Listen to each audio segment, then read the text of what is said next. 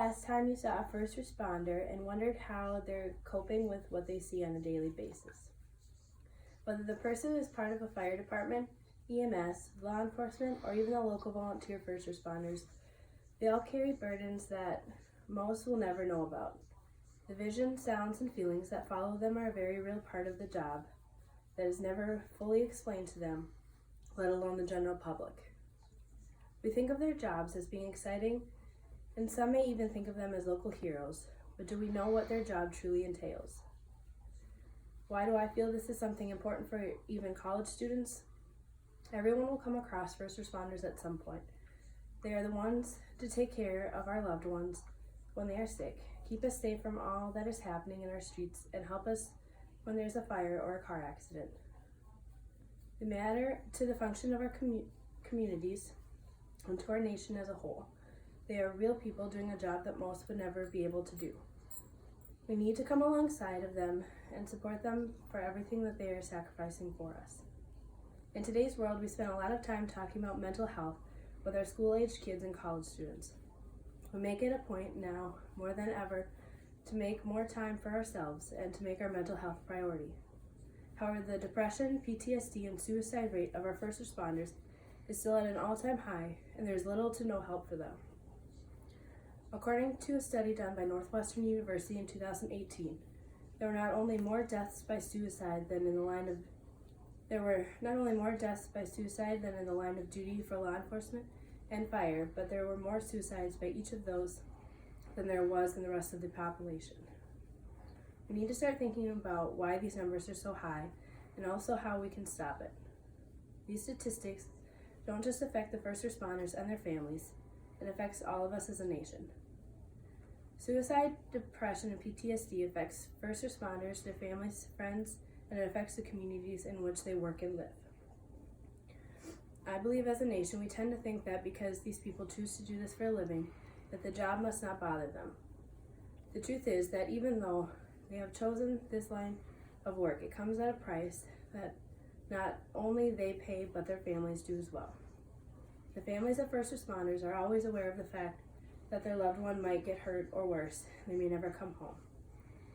It's hard for families to deal with the long hours and not knowing when their shift will actually end.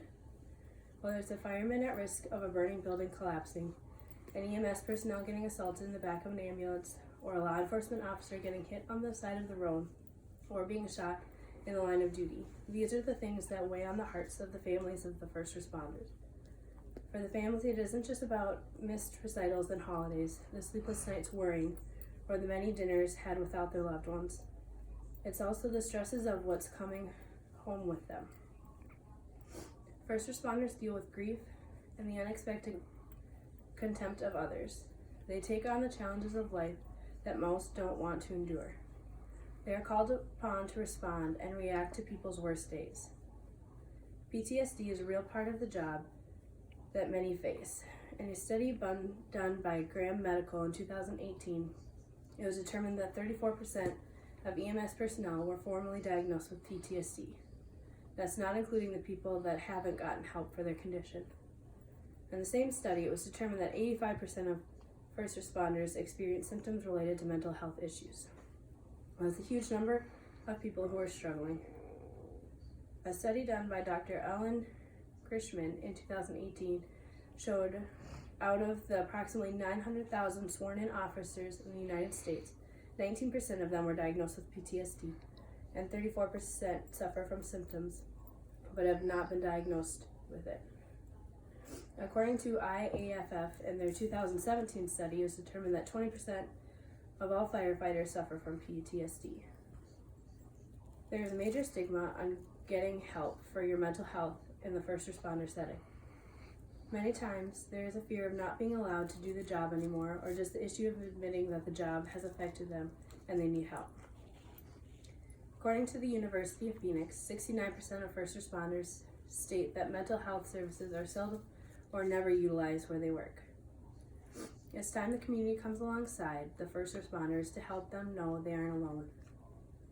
The rate of suicide in the first responders has increased to 10 times that of the general population, according to Wes, an author for Fire One. I believe it's important for everyone to have access to help for mental health. We need to realize that there's a world of people that are dealing with things that most aren't aware of, and there should be no stigmas or judgment attached to it.